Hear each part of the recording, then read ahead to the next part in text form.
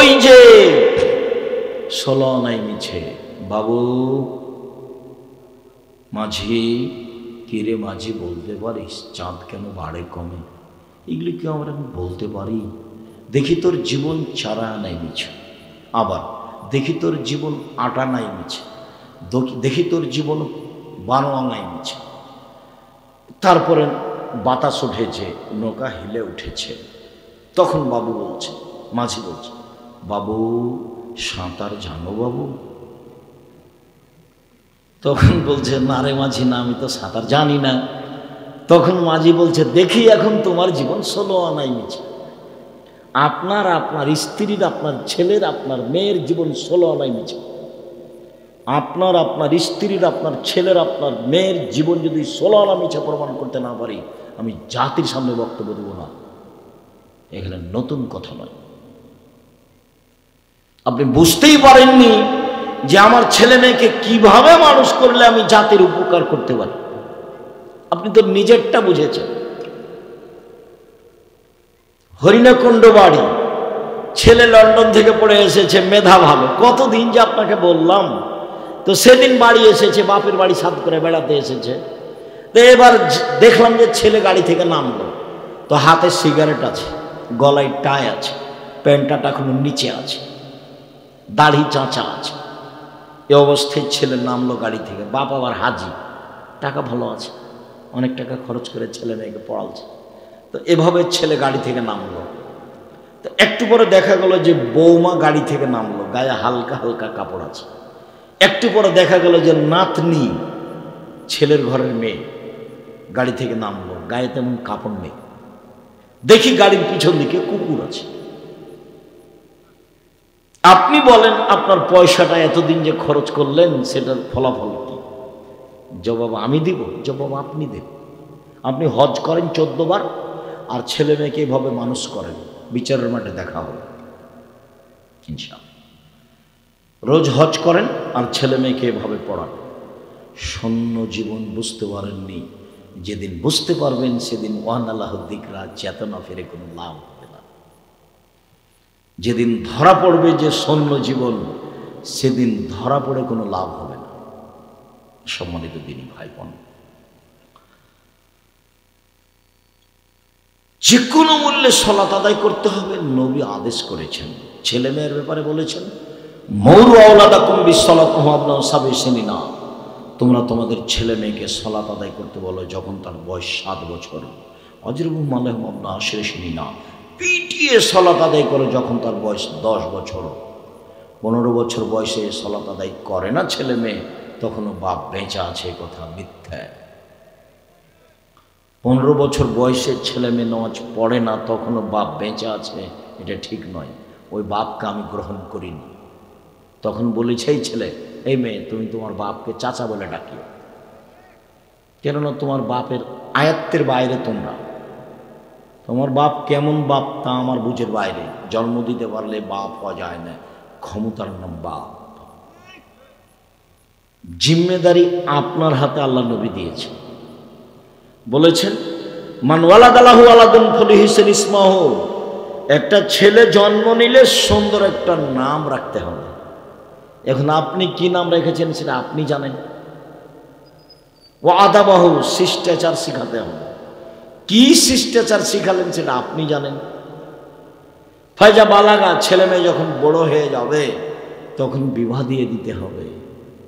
কখন বিবাহ দিলেন? ছেলেটা আমাকে বলছে, আপনার ছেলেটা, যে উস্তাজি আসলে আমি চাকরি পাইনি, সেজন্য আমার বাপ মা আমার বিবাহ দিচ্ছে না, আমি এখন কি করি? আপনার কথা বলছে। আপনার ছেলে মেয়ে বড় হয়ে গেছে, বিবাহ দিলেন না।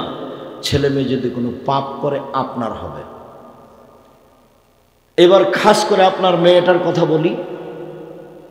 আল্লাহ রসুল বলছেন যে কারো যদি 3টা মেয়ে হয় বা 2টা, মেয়েকে যদি শিখিয়ে দেয় বিদ্যা, 2 শিষ্টাচার শিখিয়ে দেয়, 3 বিবাহ শাদী দিয়ে দেয়, 4 তার সাথে সুন্দর আচরণ করে, ভালো আচরণ। 3টা মেয়ে তো ভালো আচরণ করা খুব কঠিন, মনটাই খারাপ। 3টা মেয়ে, একটা ছেলে নেই। তো এখন আল্লাহ রাসূল বলছেন যে তিনটে মেয়েকে যদি বিদ্যা শিখিয়ে দেয়, শিষ্টাচার শিখিয়ে দেয়, ভালো আচরণ করে বিবাহ দিয়ে দেয়, তাহলে মেয়ে তিনটে বিচারের মাঠে বাপকে জাহান্নাম থেকে বাঁচানোর জন্য অন্তরাল হবে। ওদিকে জাহান্নাম, এদিকে বাপ, মধ্যে মেয়েরা। এত শক্তভাবে মেয়েরা বেঁকে যাবে, বলবে যে আমার বাপকে আগে জান্নাতে দিতে হবে, তারপরে কোনো কথা।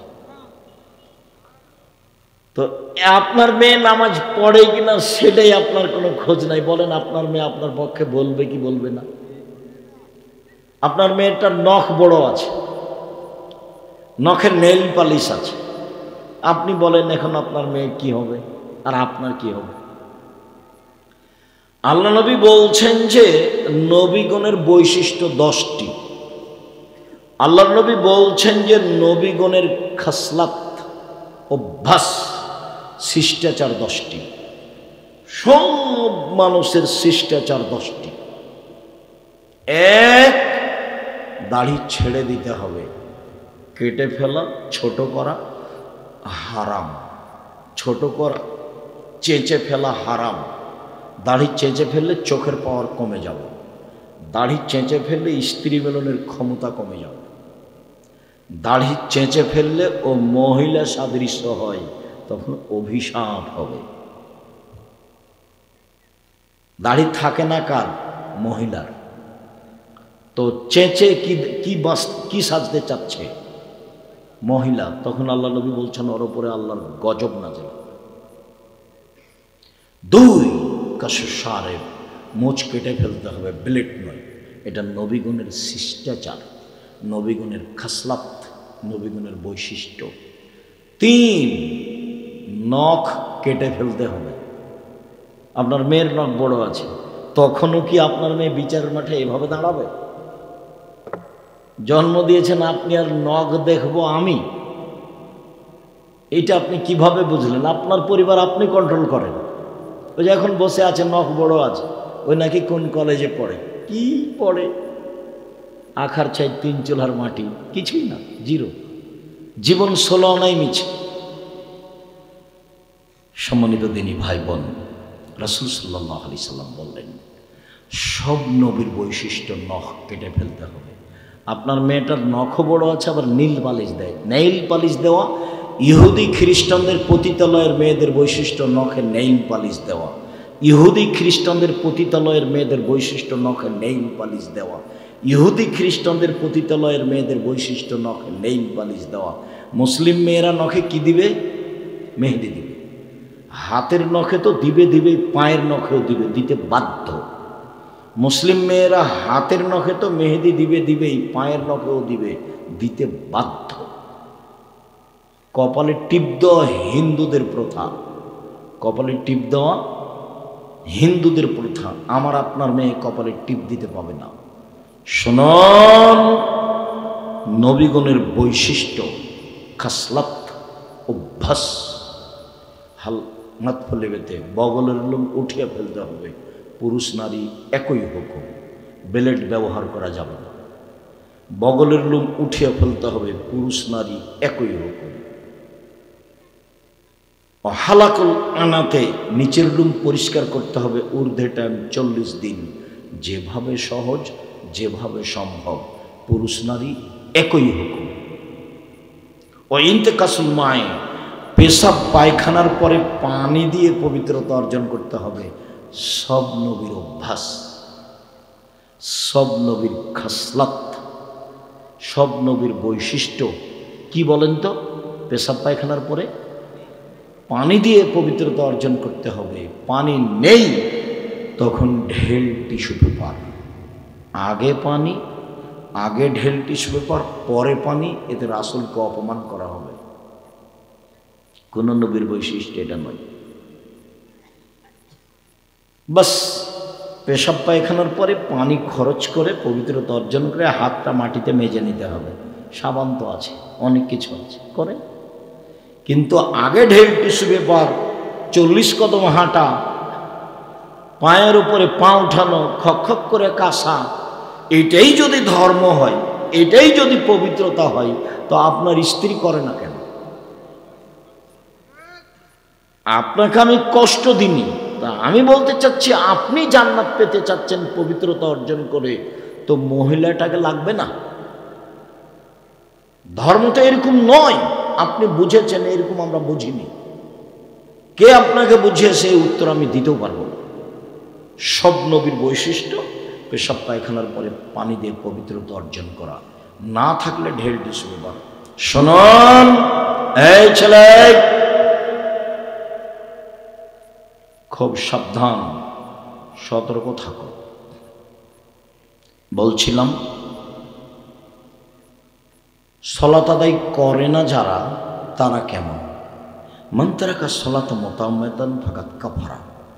কেউ যদি ইচ্ছাকৃত সলাত ছেড়ে দেয় তাহলে সে কাফের। বাইনাল আবদি ওয়া বাইনাল কুফরি তারকুস সালাত। মুসলমান এবং কাফেরের মধ্যে পার্থক্য হচ্ছে সলাত ছেড়ে দেওয়া। যে সলাত ছেড়ে দেয় সে কাফের। এ কথাই বিদ্বানগণ বলতে চেয়েছেন যারা তা কাফের। সৌদি বিদ্বান, আরবি বিদ্বানারা বলছেন যে স্বামী নামাজ পড়ে স্ত্রী পড়ে না, তাহলে বিভাগ কেটে গেছে।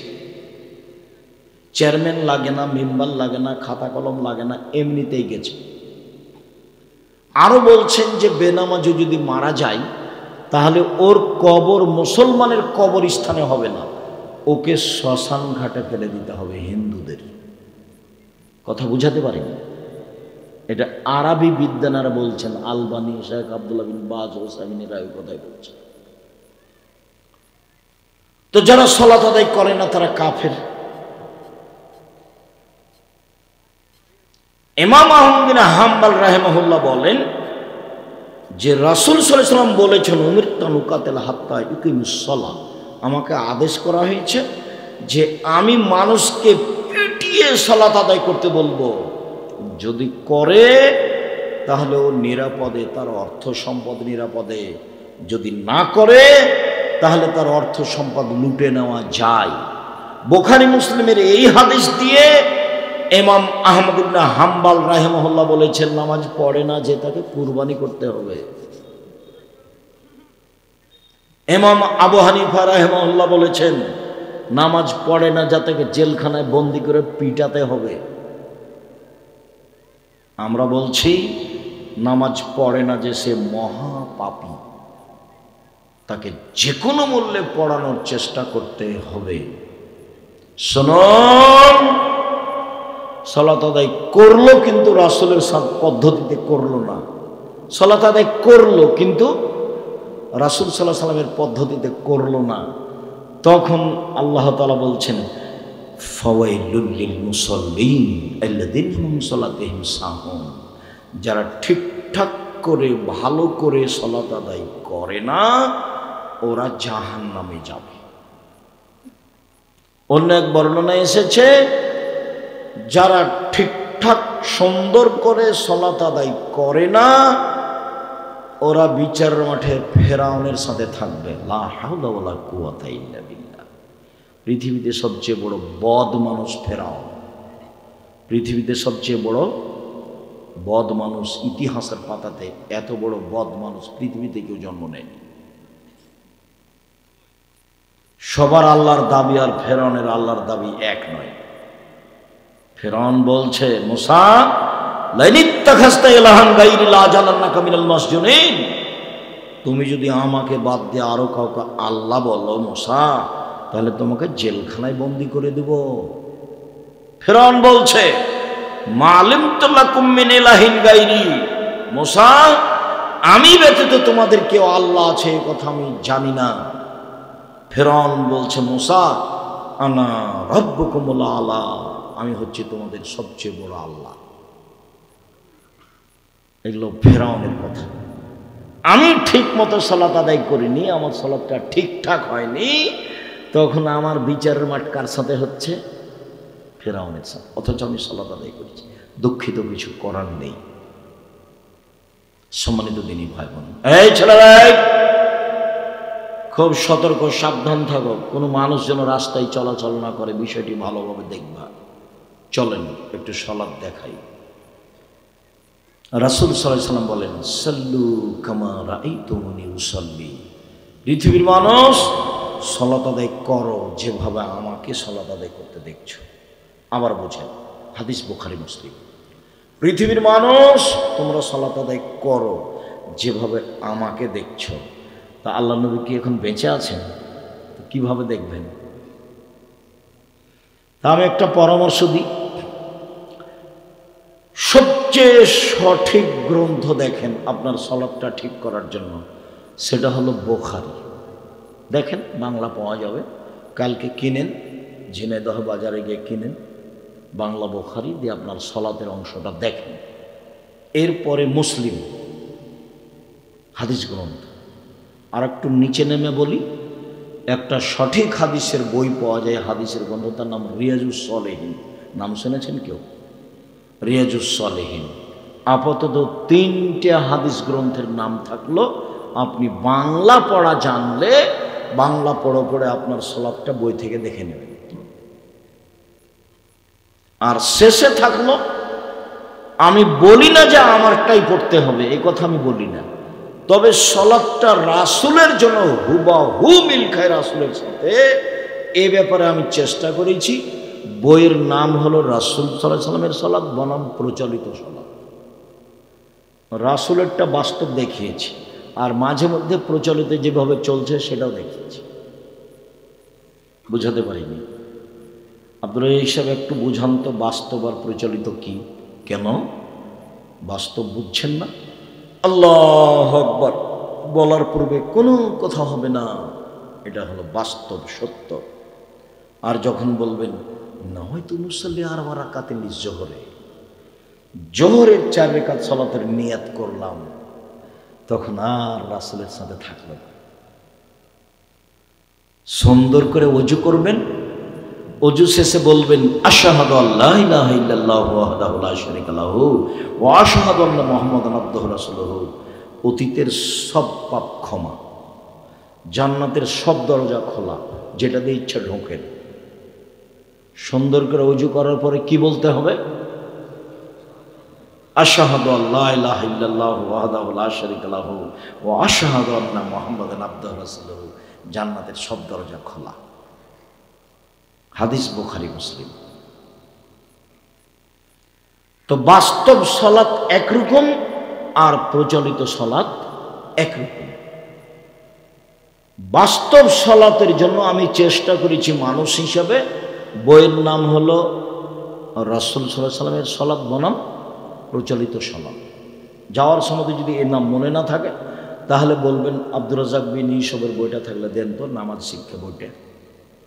এই আমি ওখানে চেষ্টা করেছি আমার কোনো কথা না ঢোকানো, কোনো দল মাযহাবের কথা ওখানে নেই, শুধু হুবাহু রাসূলের সালাতটা কেমন ছিল সেটা আপনাকে দেখানোর চেষ্টা করেছি।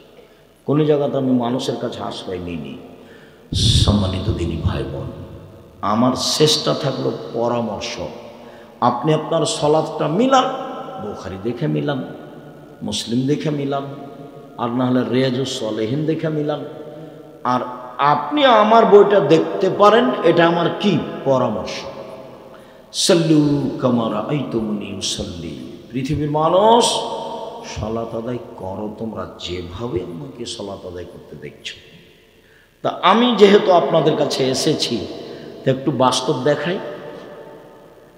সুন্দর করে ওযু করবেন। রাসূল সাল্লাল্লাহু আলাইহি ওয়াসাল্লাম বলেছেন, সুন্দর করে ওযু করলে পাপ মিটে যায়, মান বেড়ে যায়। সুন্দর করে ওযু করলে পাপ মিটে যায়, মান বেড়ে যায়। একদিন আল্লাহ রাসূল আমাদের নবীকে বলছেন, আল্লাহ আমাদের নবীকে বলছেন, মুহাম্মদ বলতে পারেন উপরে কি নিয়ে হইচই হচ্ছে? হ্যাঁ বলতে পারি।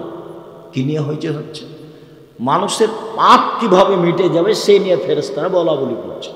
1 মিনিট, এই ছেলে শোনো, আল্লাহ আমাদের নবীকে কি বলে ডাকতেন? মুহাম্মদ। জিবরাইল আমাদের নবীকে কি বলে ডাকতেন? মুহাম্মদ। সাহাবীগণ আমাদের নবীকে কি বলে ডাকতেন? আল্লাহর রাসূল বলেছেন, আল্লাহর রাসূল দিয়েছেন, আল্লাহর রাসূল করেছেন। মনে থাকবে না মনে হয়? আল্লাহ আমাদের নবীকে কি বলে ডাকতেন? মুহাম্মদ। জিবরাইল আমাদের নবীকে কি বলে ডাকতেন? মোহাম্মদ। সাহাবীগণ নবীকে কি বলে ডাকতেন? হে আল্লাহর রাসূল, আল্লাহর রাসূল বলেছেন, করেছেন, দিয়েছেন। আর আমরা বলি হুজুরে পাক সাল্লাল্লাহু আলাইহি সাল্লাম। আমরা কোনটা বলি? হুজুরে পাক সাল্লাল্লাহু আলাইহি সাল্লাম। তা আমাদেরটা কি সাহাবীদের সাথে মিল খেলাম? চাঁপাইনবাবগঞ্জের ভাষাতে মাতাব্বরি করে কোনো লাভ নেই, মাতাব্বরি করে কোনো লাভ নেই, অন্তত ধর্মের ব্যাপারে। এই বাচ্চা, ওই ছেলেটা দৌড়িয়ে চলে যাচ্ছে, আপনারা কেউ আটকালেন না কেন? চিৎকার করছে আর যাচ্ছে, ও তো বুঝতে পারে না। তো আল্লাহ বলছেন মোহাম্মদ উপরে কি নিয়ে হইচই হচ্ছে বলতে পারেন? হ্যাঁ পারি। কি নিয়ে? আদমের ছেলেমেয়ের পাপ মিটে যাবে কিসে? সেটা নিয়ে। কি করলে? এক, সুন্দর করে ওযু করলে পাপ মিটে যাবে, মান বেড়ে যাবে। দুই, পায়ে হেঁটে মসজিদে গেলে পাপ মিটে যাবে, মান বেড়ে যাবে। তিন, সালাতের পরে, নামাজের পরে মসজিদে বসে বসে জিকির আজকার করলে পাপ মিটে যাবে, মান বেড়ে যাবে। কেউ যদি সুন্দর করে ওযু করে, পায়ে হেঁটে মসজিদে যায়, সালাতের পরে বসে একটু তাসবিহ তাহলিল করে, তো তার মরে যাওয়া ভালো, তার বেঁচে থাকা ভালো, তার মরে যাওয়া ভালো, তার বেঁচে থাকা ভালো, তার মরে যাওয়া ভালো, তার বেঁচে থাকা ভালো। তারপর আল্লাহ রাসূল বলছেন, লোকটা হয়ে যায় সেই দিনের মতো যেদিন তার মা তাকে জন্ম দিয়েছে, নিষ্পাপ হয়ে যায়। লোকটা হয়ে যায় সেই দিনের মতো যেদিন তার মা তাকে জন্ম দিয়েছে, নিষ্পাপ হয়ে যায়। মনে থাকবে না কি করলে নিষ্পাপ হয়? এক, সুন্দর করে ওযু। দুই, পায়ে হেঁটে মসজিদ। তিন, সালাতের উপরে জিকির। আমাদের এই ছেলেগুলো মসজিদে পরে যায়, সালাম ফেরার পরই লাভ দিয়ে দাঁড়িয়ে গেছে। ওমর রাদিয়াল্লাহু তাআলা বেঁচে থাকলে তোমার ঘর ধরে বসে দিতে একবার। তুমি তো ধর্ম বুঝোনি, তোমার বাপ তোমাকে বুঝতেও দেয়নি।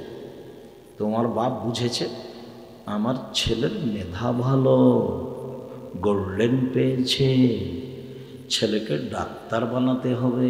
তোমার মাও বলছে তাই, তোমার বাপও বলছে তাই, তোমার খালা বলছে বনি ছেলেটার প্রতি লক্ষ্য রাখিস, বনি ছেলেটাকে বড় ডাক্তার করতে হবে, খালা বলছে। ফুফু বলছে যে আব্বু আসো, ফুফুর এটা বাপ, ফুফুর এটা বাপ। আমি আমার ফুফু আমাকে খুব ভালোবাসতেন, তখন আমি আমার ফুফুকে বলতাম আপনার বাপ যে জিম্মেদারি পালন করেছে, আমি আপনার তার চেয়ে বেশি জিম্মেদারি পালন না করতে পারলে আমি আপনার ভাতিজা নই। আমি জীবন বাজি রেখে আপনার যে কোনো সেবায় প্রস্তুত থাকবো ইনশাআল্লাহ। আমি হায়াতে বেঁচে থাকলে আপনার মরার পরে যাবতীয় দায় দায়িত্ব পালন করবো ইনশাআল্লাহ। সব করেছি আলহামদুলিল্লাহ। আমার ফুফু আমাকে বাপ বলে ডাকতেন। ঠিক আছে, তাই হলো। এখন তোমাদেরও ফুফু আছে, তোমাদের ফুফু এখন তোমাদের কি বলে আমার ধারণা ভালো, আমার ধারণা ভালো। তোমার ফুফু তোমাকে আদর করে, যত্ন করে, স্নেহ করে, খেতে দেয়।